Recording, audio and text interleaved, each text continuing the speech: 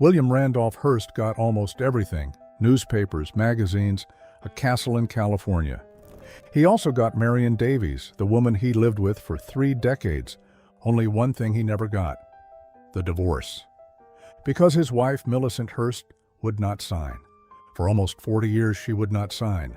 And the longer she waited, the stronger her position became.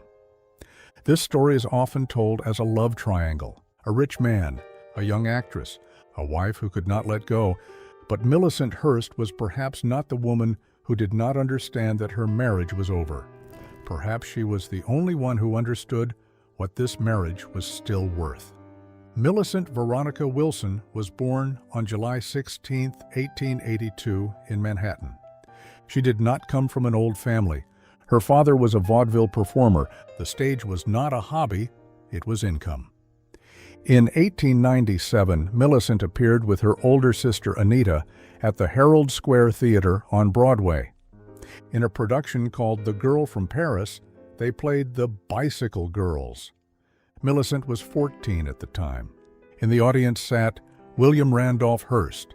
He was 34, he was rich, and he was already a man who knew that attention could be the beginning of possession.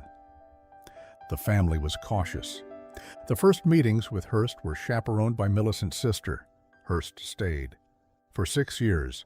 On April 28, 1903, William Randolph Hearst and Millicent Willson married at Grace Episcopal Church in New York. She was 20, he was almost 40. For her, it was a step up. For him, it was also a political signal. Hearst did not just want to own newspapers, he wanted public office. He was already in Congress. In 1905, he ran for mayor of New York. In 1906, for governor of the state. He lost both elections. But for each of these campaigns, he needed order: a wife, children, a home. Between 1904 and 1915, she gave birth to 5 sons: George, William Jr., John, and the twins Randolph and David. But she did not just remain at his side. In 1915, she served as official hostess of the New York Pavilion at the Panama Pacific Exposition in San Francisco.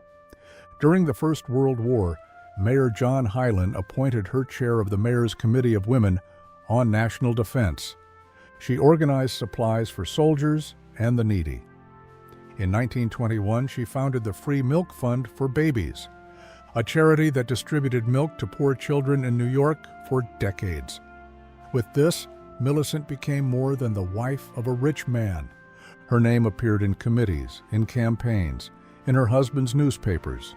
She was Mrs. Hearst, but she began to fill this name with meaning of her own.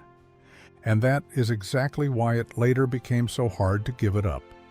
In 1917, something repeated itself. Hearst was sitting in the New Amsterdam Theater on Broadway. On stage were the Ziegfeld Follies. One of the dancers was named Marion Davies. She was 20. Hearst was 54. Other girls in the show warned Marion about him. He was, they said, a wolf in sheep's clothing. Hearst came almost every evening for 8 weeks, only to see her. In 1918, he founded Cosmopolitan Pictures, a production company whose first contracted actress was Marion Davies.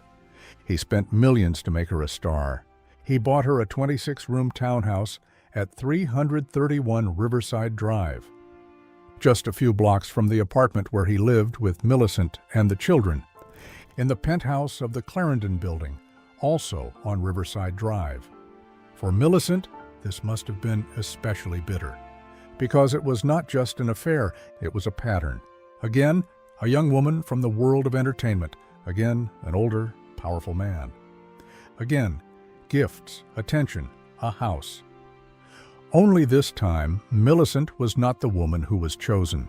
She was the woman who was being replaced. In the early 1920s, Hearst's relationship with Marion Davies became more and more open. From 1919, he began building on a vast tract of land in California. The architect was Julia Morgan. San Simeon arose, his castle on a hill above the Pacific. More than 40 bedrooms, a private zoo, a private airfield. There, Marion Davies received the guests. Hollywood stars, politicians, writers, Charlie Chaplin, Winston Churchill, Bernard Shaw. She lived the life that, from the outside, almost looked like a marriage, but only almost. In 1926, Millicent left California for good. She returned to New York. She moved into the penthouse at 137 Riverside Drive, an apartment that spanned 5 floors. Officially, there was still only one Mrs. Hearst, and she did something that looked unspectacular but was very effective. She did not disappear. She remained on committees. She accepted invitations. Eleanor Roosevelt accompanied her to many of her charitable events in the 1930s. Millicent remained in public life, and she kept the name that Marion could not have. In 1937, Hearst came under enormous financial pressure. The Great Depression had hit his empire. That same year, the Hearst Corporation was placed under a court-ordered trusteeship. His salary was cut to $500,000. His castle at San Simeon was mortgaged. Newspapers were sold. The man who had spent decades buying suddenly had to sell. In this crisis, Millicent filed for divorce. It was her only serious attempt in almost 40 years of marriage. The negotiations went far. They were, according to contemporary reports, almost concluded. Then Millicent made one final demand. She wanted Cosmopolitan, not just money, not just alimony. A magazine, a piece from the core of the Hearst empire. Hearst said no. The divorce failed. The marriage remained. Religious reasons played a part. Millicent was Catholic. But later, biographers also wrote that her demands were too high to be met. Perhaps she really wanted the magazine. Perhaps she knew that this was exactly where he would say no. Either way, she knew him precisely. That same year, something else happened.